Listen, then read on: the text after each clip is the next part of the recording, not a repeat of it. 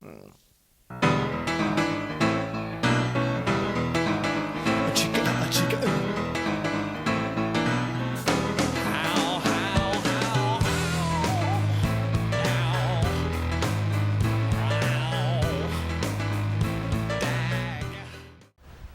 everyone to the first showing of the Cool in School. This is an attempt by me to bring to you all of the things that I know about behind the scenes that are going on in our schools every day. When I first started the idea and thought about bringing forward a new show about the school system, I thought I would call it The Red and the Gray Today. Well, little did I know that I was stomping on history, because there was a show called Red and the Gray Today that was actually a school and student developed TV show about what's been going on in the schools.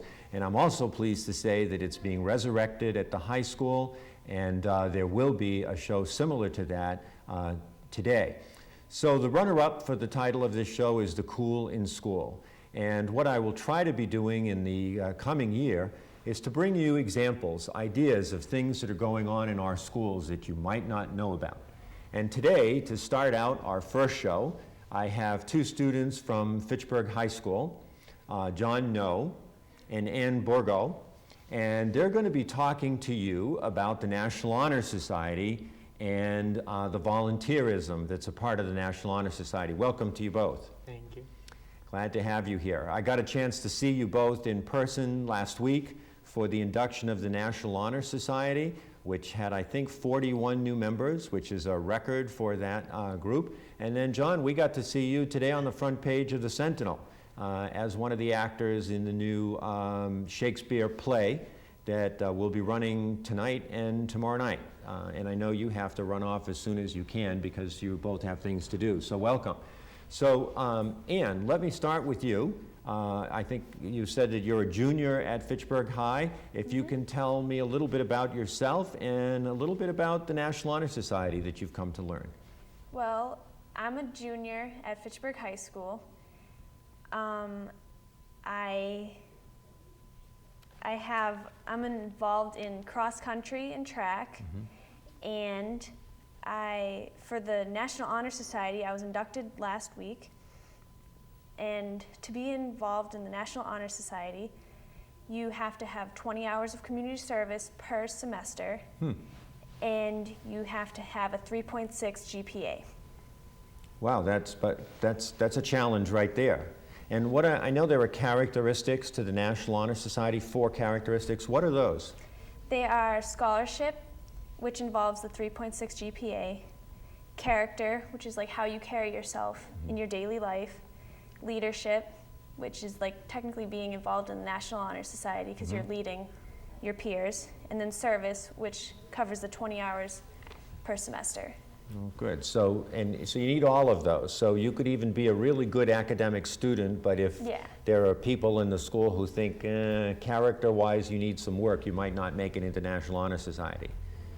Yeah, good. And then so part of that is service, and that's one of the things we're here to talk about today. So John, tell me a little bit broadly about how service plays out for National Honor Society, and then specifically, what are you doing for your volunteer work? Yep. So obviously, Ann talked about the basic 20 hours per semester, but 20 hours might seem like a lot for some people, but I think one of the most important parts of the National Honor Society is that we make it so easy for each of the members to get involved. There's always someone or more than one person doing some amount of projects, and they're always looking for help. So if you don't know, you're not sure what you want to do, or you can't think of something yourself to help our community, you can always jump on board with someone else. And what are you doing for your service, for your volunteer work? Personally, my favorite project has been the Intergenerational Project. It started off last year. I didn't create it myself, Sandy and Laura last year did, but I was one of the founding members, and every week we would go to the Sundial Nursing Home, and we would do so many different things with the seniors there. We would go one week, we'd play Wii sports, and that was a lot of fun. We would do arts and crafts, we'd bake with the seniors. One day we had a multicultural food week, and a lot of the seniors were from all over the world there. So there was just a bunch of really good food to eat. Well, I'm very familiar with Wii. I'm not sure everyone is, but that it's a computer-generated game, but it Yeah. has a really active physical part to it. What kinds of Wii sports are you doing with the seniors? We did a variety. We did boxing, tennis. My favorite, or everyone's favorite, was actually bowling. Bowling. Yep. It's really funny though. There's a senior resident at the nursing home, and her name was Barbara. And every week she would just completely devastate us in bowling. Every week she would beat us. 1 week, one of the participants, Kai, he actually beat her. We don't know how. He might have cheated, but she was so upset, and she made him promise that next week they would have a rematch. Yeah. And Kai actually didn't show up the next week, and she decided to reclaim her title as bowling champion. So she just figured he was intimidated by Yeah. her bowling prowess, And he right, and probably wasn't going to was. let him take the lead. But that's Exactly. great. I mean, when you think about it, here's an opportunity where technology and computers is being used with young people and with older people, Yeah. and giving them a chance to get to know some of our students at Fitchburg High, and at the same time, you to get to know them. Ann, what are you doing or going to do for your volunteer work? Well, my project is a 3.1 mile run. I am working with two of my friends, Janessa Crowley and Hannah Capone, and the name of our run is 5K for Little Feet. And the run will donate, like all the money will go to help donate sneakers to those kids who come from low-income families in the Fitchburg public school system. This run, we're hoping to get this run in like the month of April. And yeah. Great, so you're organizing that, and actually that might be helpful because that might link to one of the other topics we're going to be talking about today is the new middle school sports program. And there may be opportunities there for people who want to participate in the sports program who may not have the sneakers or whatever else that they need for basketball or whatever, and this might be an opportunity to offer that. So those are two of the volunteer options. What are some of the other things that other members of the National Honor Society are doing to volunteer in the community? Yep. There's plenty of different projects, like I mentioned, and they're not all just boring. Well, I don't want to say boring, but they're not all just tedious. Get out there and put in some work. A lot of them can actually be really fun, and I think that's important because the more entertaining it is, the more likely you'll have volunteers. One of our annual events is actually the Jingle Ball Run, and what we do is we try to raise money and get donations of unwrapped gifts from the community, from the students, from the teachers. And what we do is we donate those gifts to the Fitchburg Police Station, who then give it to Toys for Tots. It's one of the more basic things. A lot of people do that during the holiday season, but what I like about it is that we try to get the whole school together. Anyone who donates or participates, one period closer to Christmas, we have them all gather, and we basically just celebrate what we've been able to accomplish, what we've been able to raise, and we do a little a lap or two around the school building. Oh, good, Yep. good, great. Any other programs or things that you know other people are involved in for volunteer? Another one of our annual events, I would say, is karaoke night, teacher karaoke night. And obviously, one school night per year, when the teachers get together and they perform a song, probably one of the Billboard hits. And what makes it so entertaining is that the teachers don't get a say in what song they're going to choose. The students actually have to beg and plead for the teachers to get on there. So what we do is each teacher is designated to a student, and that student is in charge of having rehearsals for that teacher, getting them ready. And we actually didn't get to do it last year, but this year I really want to try to get it back because it's a night for both students and teachers to enjoy. And what I want to do is to get the teachers to participate, they're going to set a price for themselves. So maybe Mr. Jack Scott would say, I'll perform this song if all the students can raise $50 for him. Okay, so And that's that how way, it works. Yep. And that way, even before tickets are sold, we can have some amount of money to donate to a charity or a cause. And that way we can have maybe $1 admission, so the whole school can come enjoy it regardless of how much money they have. That's great, that's great. Ann, do you know of anything else that you've heard friends of yours involved in for volunteer work? Well, I know we have the Red Raider Marketplace. Mm-hmm. Tell us a little bit about that. Well, I know it goes to benefit, like, it's like a food pantry, and like it benefits like canned goods for like those. So students collect or throughout the school district is what I understand, Mm-hmm. and then the Yeah. National Honor Society gathers all of this together, and students who are in need or might be homeless or whatever, Yeah. they have a place to go Yep. where they can access this stuff. Well, that's a great And- service. More specifically, everything that we are able to raise and all the donations that we receive, it goes specifically to the around 40 homeless kids that actually attend our school. Mhm. And what I like about it is that we try to make it not, well, I guess discreet Mhm. in the way we hand out, Right. because some people might not want to openly accept it, Mhm. but we make it known that it's available and that they can come on their own time and pick it up. So Good. it's going to a great Great, well, I cause. know I'm familiar with it. It's been going on now. I think this is the second year, and we get a lot of support and from everybody on that. So that's great. Get to know the two of you a little bit, a senior, as you prepare and start thinking about where you're headed, and Ann, junior, so we've got you for another year. We'll hope to have you back next year after your year of experiences and maybe some new news about other volunteers. We'll keep track of Barbara and her bowling score at the sundial. So thank you both, John and Ann, for coming. And from the high school, that's the Cool in School. Thank you.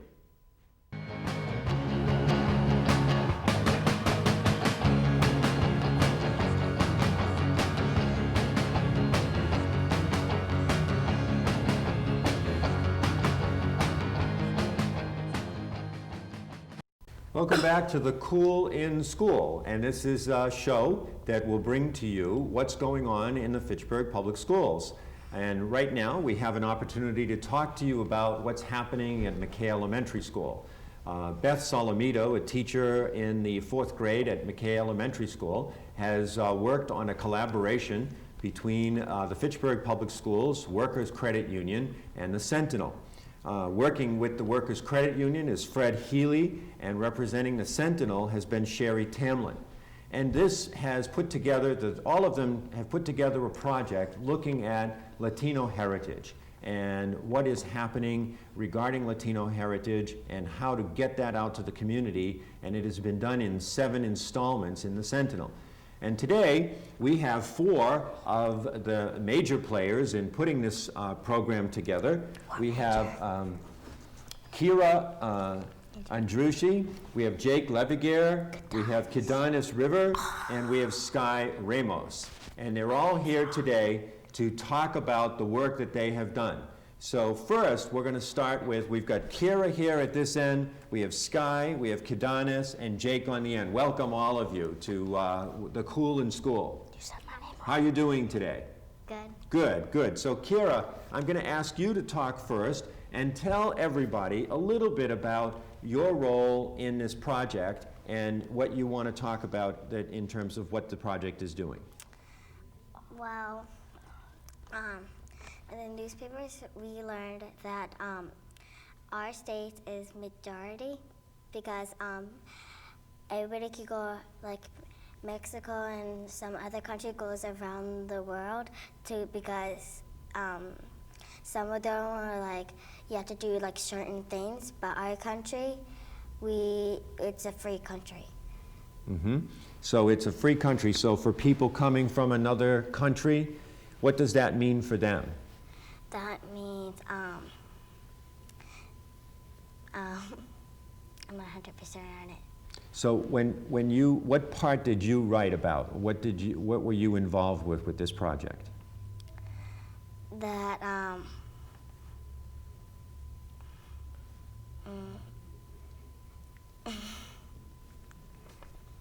Were you involved in the project? What did you do for this project? I'm not sure. Oh, you're not sure? Okay, well maybe somebody else here can help you're probably very nervous, so you're not remembering what you did. So maybe Sky here can help you. Sky, what kinds of things did the two of you do in this Latino Heritage Project? I did something different. You did something different? What did you do? Well, that chocolate or vanilla ice cream came from Mexico and then moved on. Did chocolate ice cream came from Mexico? Yeah. I And did vanilla. not know that. How did that happen? Why is Mexico where the chocolate ice cream came from? Did you learn that?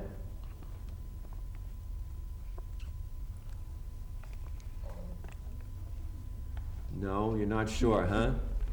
All right, well, it looks like our friend over there probably has something to add. So, Kidanis, what would you add to this in terms of the project and what's been happening? I did immigration and assimilation. You did immigration and assimilation? Yeah. Those are big, long words. What do those words mean? Immigration is people move to a new place to start new lives, and assimilation is when groups of people blend into from other cultures. Aha, very good. So immigration is when people come here from other places, but they might immigrate here, but assimilation means that slowly they begin to become part of the regular community. And Jake, said my name wrong. I said your name wrong. Well, why don't you correct your name for everybody? It's Kidanis Rivera. Kidanis Rivera. Yeah. Kidanis Rivera. Okay, thank you for correcting me. Jake, what about you? What part did you play in this? I learned about Cesar Chavez. You learned about Cesar Chavez. What Yeah. did you learn about Cesar Chavez? He was born in 1927, and when he died, he got a reward for helping for Latinos for farming. He did. So for Latinos, so he died in 1927? I mean, no, he was born in 19. He was born in 1927, and he received an award for the work that he did with immigrants who were working in migrant farming. Yes. And what kind of work did he do? Did you learn about that? What kind of work that Cesar Chavez did?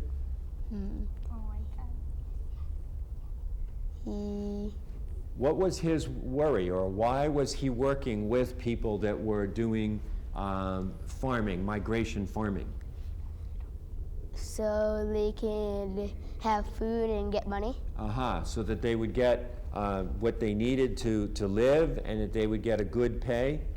Was it always like, was it a great job all the time, like really relaxed and easy, or was it a difficult job? What is it like working as a migrant farmer? It'll probably be difficult. Probably difficult. So he would be looking to help people who are having a difficult job. All right, let's go back here, Kira. What exactly, now you've heard everybody else talk a little bit about, what specifically was your piece to share with everybody today? Mine was like my piece was about majority. The majority. So majority and minority. And what is a majority? What does that mean if something is a majority?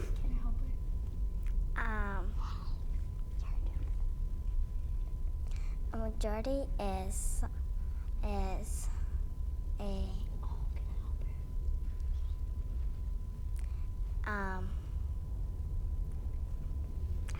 Okay, all right. Sky, did you have anything else other than, so your piece was specifically on the fact that chocolate ice cream was coming here, huh? yes. I think even though that might not be the most important one, I think it's probably the most fun one of everything, because we all like chocolate ice cream. And Kidanis, you probably are ready to tell us about what minority and majority means. Yeah, I was gonna try to help her. Majority is like in our classroom, the majority is more girls, and I can't say it that The way. minority. The minority is less boys. Right, so right now, I'm not sure as I look here, do we have a minority or do we have a majority? We have something else. What do we have? We have 2 girls and 2 boys. Tie. We have a tie, right? We have a tie, or we have an equal number of girls and an equal number of boys, an even number. But if there was only 1 girl, if Kira was here alone, and there was another boy here instead of Sky, then Kira would be the minority, and the 3 boys would be the majority, right? So those are all important things, and they're all part of studying, you know, people and places and when people come and go. So that's great. So your project has been in the newspaper, so a lot of people will recognize the Latino Heritage Project that was in the paper. I think you all did a great job of explaining, and being the first time here on camera, you have every right to be nervous. I'm a little nervous myself since this is my first show. You're not nervous at all, are you? You're ready to take my job, I think, and after the first show. So thank you, Kira. Thank you, Sky. Thank you, Kadanis. And thank you, Jake, Kadani, for coming here today. And thank you, Mrs. Solomito and Mr. Healy and Ms. Tamlin from the Sentinel for helping to work on this project. Thank you. Okay.